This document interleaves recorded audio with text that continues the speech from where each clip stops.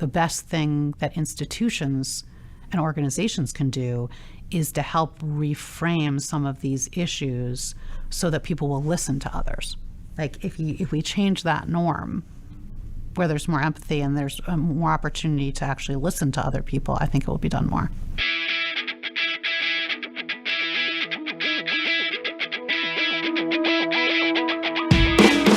Hey everybody, welcome back to the Vitalyst Spark podcast. I'm your host, John Ford, and if you've been thinking to yourself, I really wish someone could share frameworks, experience, and guidance on how to help coalitions be successful, well, guess what? You, my friends, are in exactly the right place. Or maybe you're in the right place, because this is part 2 of our conversation with Sara Brenner, President of Community Wealth Partners. If you haven't listened yet to part 1, then stop this episode now. Really, we'll wait right here. In part 2, right where you stopped, okay? If you have listened to part 1, then you are definitely in the right place to roll into part 2. We're picking up right where we left off, with Sara talking about work that's going on in Arizona. If you recall, we were discussing the Arizona Early Childhood Alliance. In this part, we'll stay in the family and community space with a brief discussion about communities and schools, and then spend much of this episode talking about the 10 key elements that we all need to understand and work with in order to produce the changes we're after. So let's get to it. It's time to get to know more about Community Wealth Partners' work, and of course, learn more about what propels coalitions to make the big changes we all want to see in the world.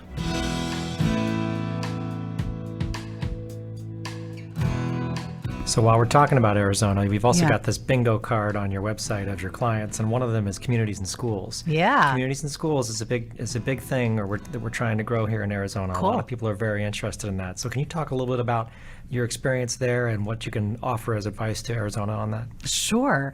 So our work is interesting. Our work with communities and schools, first of all, was really helping them think about how they supported communities, each community differently. So they're a very large network, which you may know, working across the country. And a big part of what they were trying to figure out is how they could meet each community where they were in terms of building out the types of supports in schools that were necessary. So if their model is to make sure you're getting the type of social and emotional supports for kids that is going to accelerate their academics, we were really helping them think very much about what is needed in each one of those markets and what do they provide in addition to others to support those schools in those markets, if that makes sense. And that's been critical. I mean, they obviously work well beyond 3rd grade, but to all of the education outcomes is making sure that there are those type of wraparound services for kids. And it's been great for the graduation rates as well as college admissions, in the places where they are. Get a little bit more granular on that. Where have you done the communities and schools work across the country? And when you talk about wraparound services, what is that? So wraparound services are the types of services that support kids outside of the academic classroom. So it is more like after-school supports, counseling support, college readiness supports, the type of social emotional supports that will enable children to be successful in life. Does that go beyond just education? Does it go to food insecurity? Does it go to transportation issues? All of it. And it really depends on the school district, or any health kind of system that's involved, where they're going to invest. But it's really all the things that you would think would be there for a child in school to ensure that they can live healthy lives. And so, like you said, it's going to be making sure you've got a stable family and stable housing, to transportation, to dental care is a big thing that we see for kids, as well as other types of, obviously, healthcare, and food being a big part of that, as well as the kind of social supports that kids need.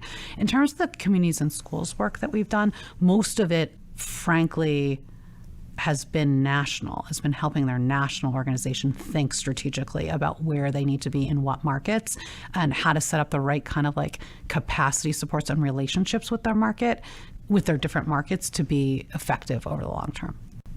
Next phase of the conversation. Yeah. Let's decode what works, shall we? Sure. Let's talk about the framework that you've developed. We have 10 components of social transformation that you think are absolutely crucial to doing this work. Not to be too bold, but I've already gone ahead and categorized them for you. Cool. I love it. We got 2 B's to kick things off. All right. We got B, bold and believable, and we've got B, methodical and adaptive. Yeah. At first glance, these are actually almost like opposing forces. Yeah. How do you balance being bold and believable while at the same time you're methodical and adaptive? Yeah, wonderful question. So what we have found is that you need the bold to inspire. And that why you need to be bold to inspire people is that's what's going to bring people urgency into the table and build your stakeholder base. And so you've got to think about the objective of being bold in your communications and in your stakeholder engagement piece. The believable part, which gets to the methodical, what's the other thing you said there? Methodical and adaptive. And adaptive. Yeah, the believable part is where the rubber hits the road. So people will show up because they're inspired, but if there isn't something that's there for them to actually do, to take a practical step, you'll lose it fast and there will be no coalition. And so, the work that we see that's really important is showing people an immediate path.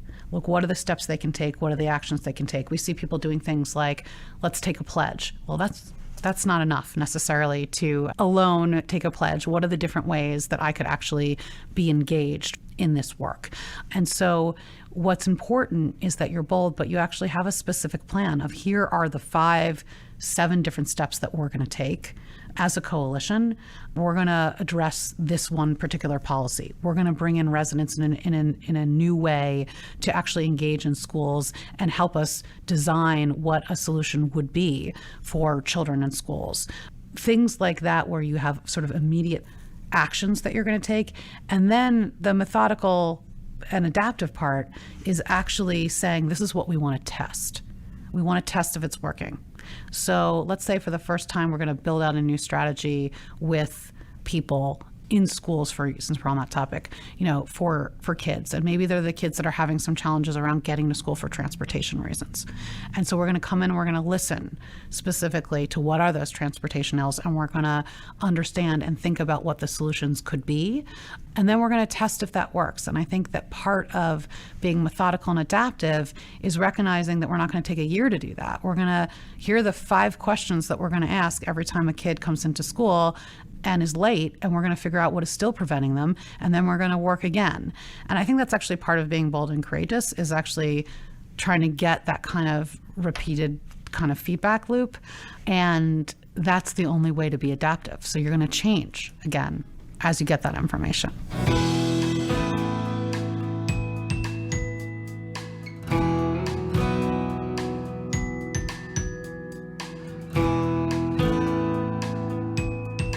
All right, so I'm going to bridge off of those B's to my next grouping, which is create shared ownership and open your circle.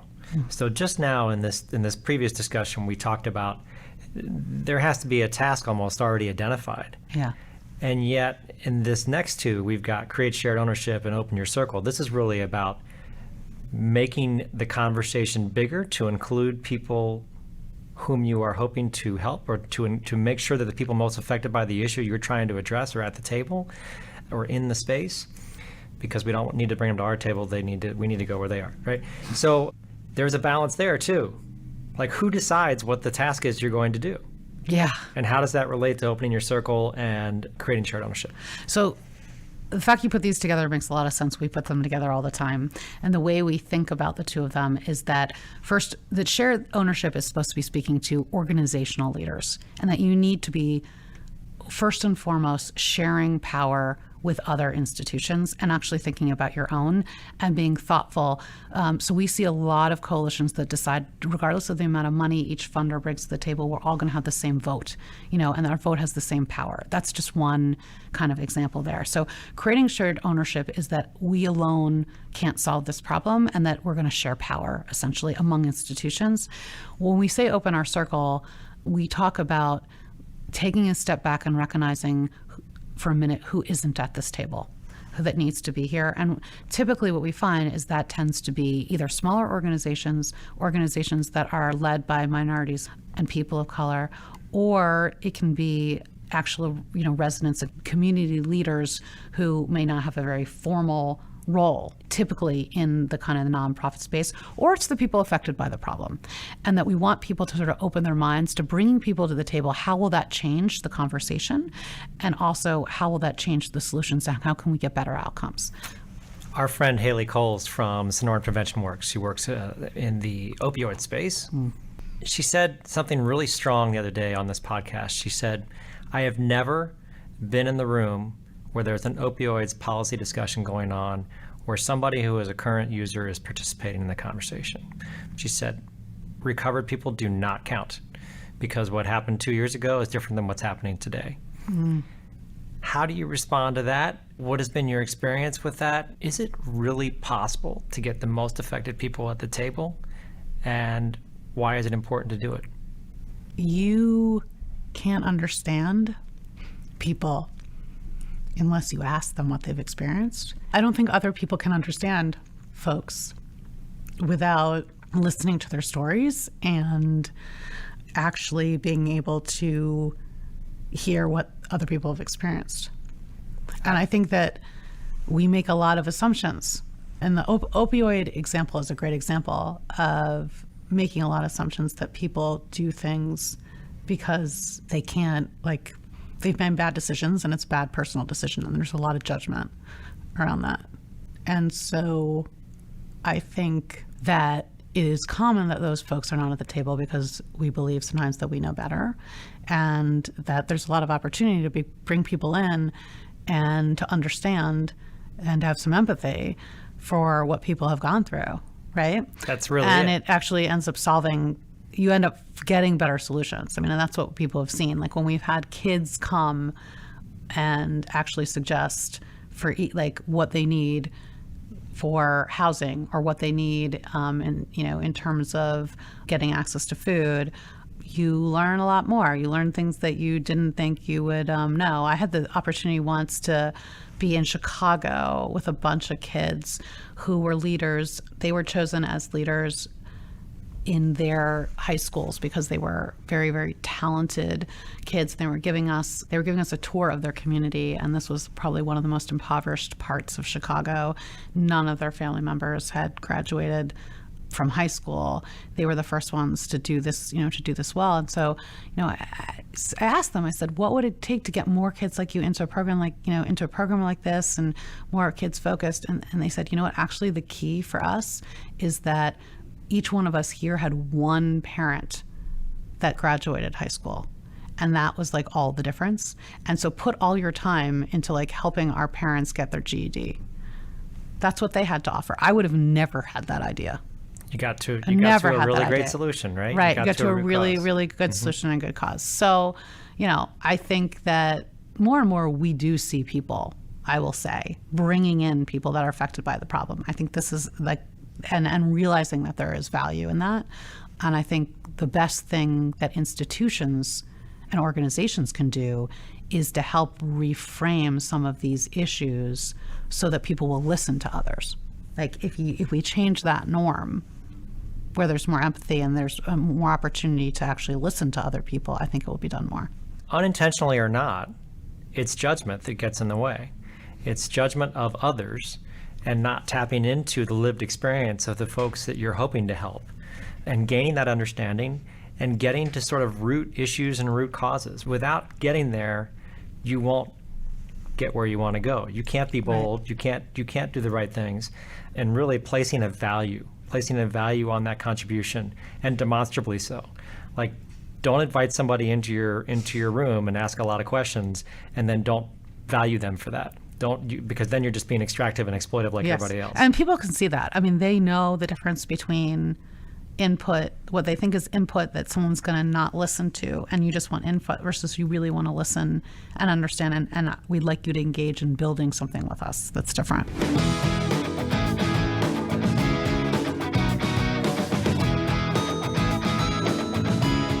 Okay, I'm going to sandwich like 4 things together in this next one, because you used the word that triggered me, which is reframe. Okay. So the next 4 are communications as strategy. Yeah.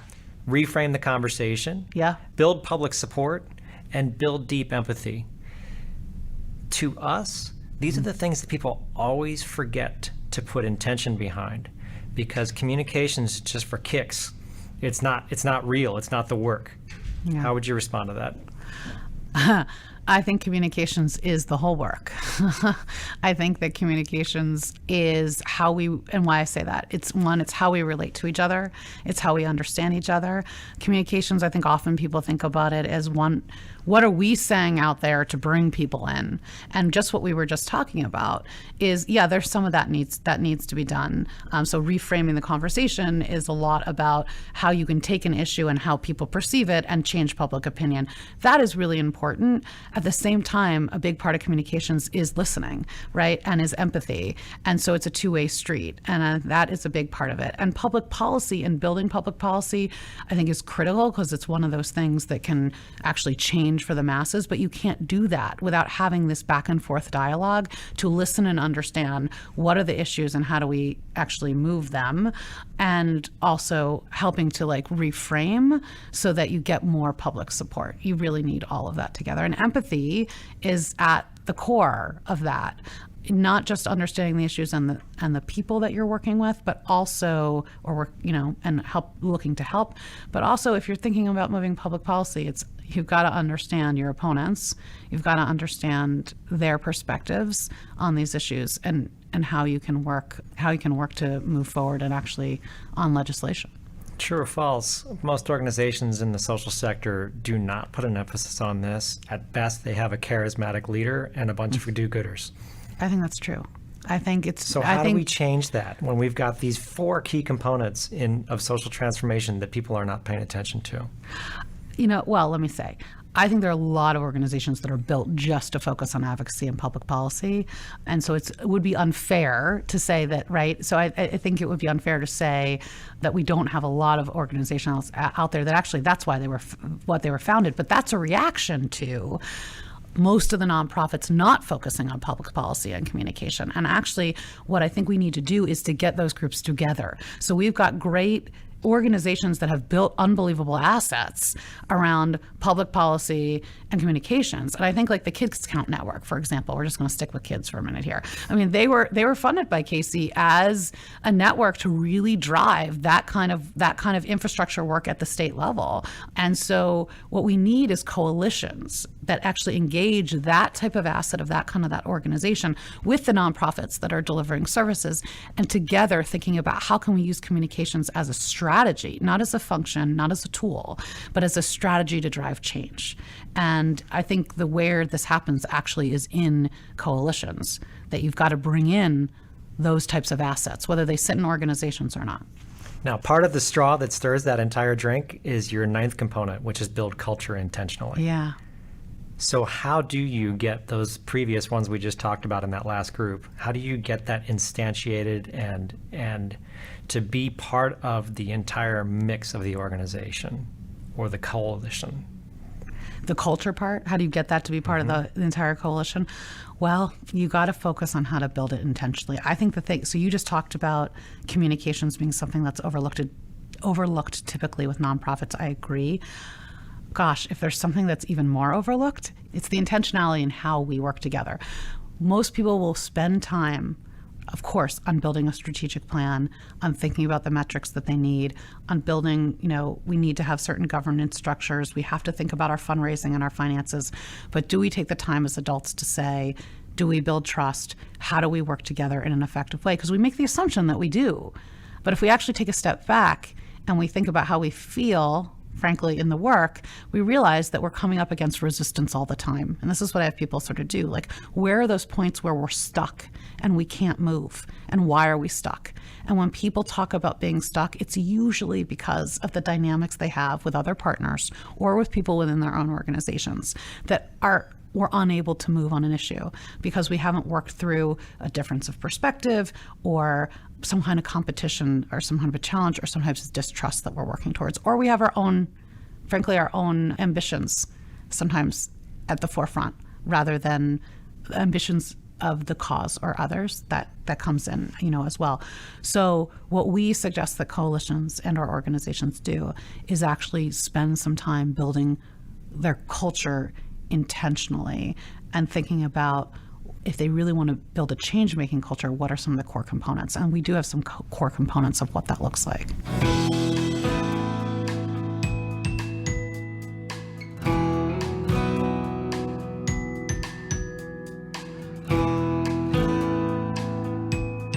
Is it often the case, by the way, that, well, I've got a culture in my head, so everybody must have that culture, or my organization has this culture, so I would think everybody else thinks the same way as me? Is that part of it? Big part of it. I mean, we like to talk about the iceberg. So when you see an iceberg and you're coming at it, you see the tip. And the tip of the iceberg, right, is the values that are like written on everybody's wall. And we all know that we have excellence, that we care about inclusion, that we're transparent. But what does that mean? And what's under the iceberg or under the water is actually the big stuff that sinks the ship.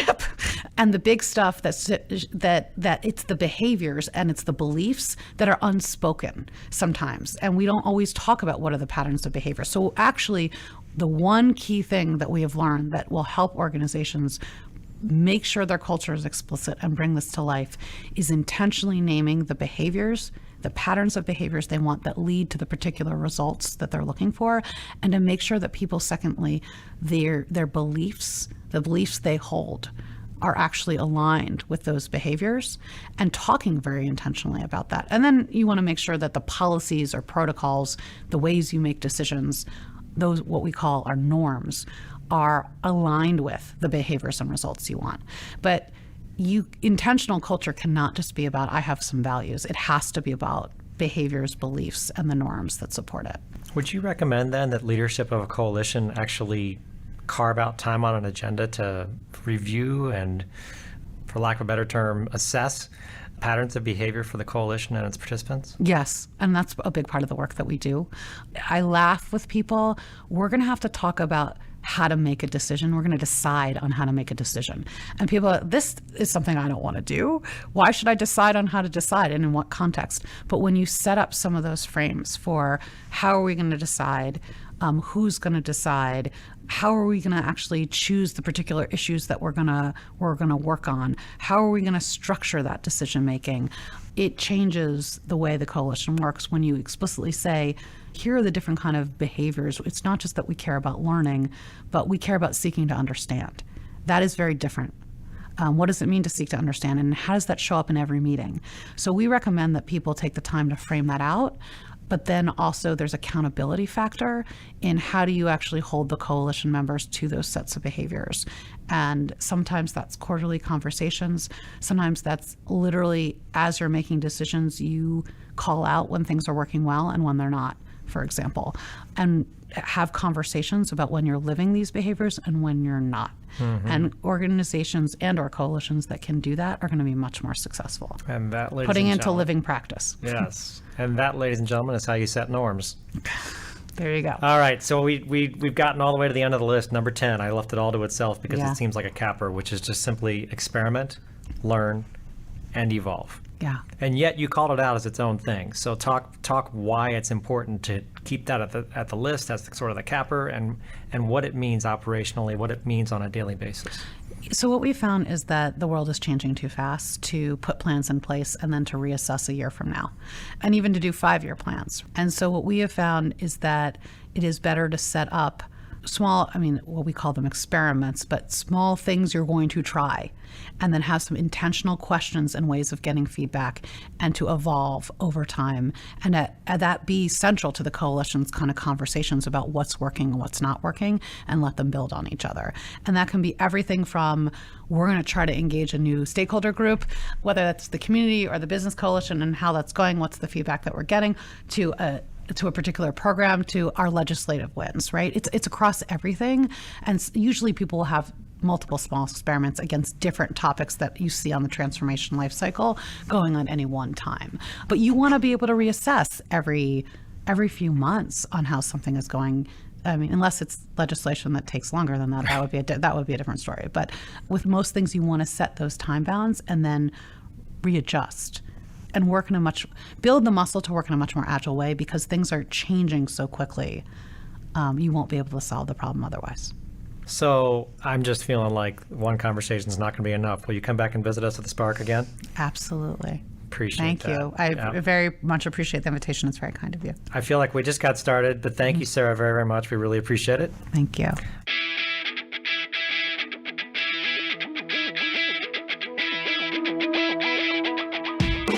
And just like that, that's part 2 of our conversation. This ending wasn't quite a cliffhanger either, but it does beg for more discussion with Sara, something we're looking forward to here at the Vitalyst Spark in the near future. For now, though, we'd like to give a great big thank you to Sara, and an even bigger one to the many successful coalitions that have worked with community wealth partners. We are all benefiting from the lessons embedded in your experience, and for that, we could not be more grateful. We've got more compelling conversations headed your way soon. To make sure you get every episode when it is released, reach into your podcast app right now and subscribe to the Vitalyst Spark. As always, remember this: with great responsibility comes great power. We'll see you back on the road to well-being soon.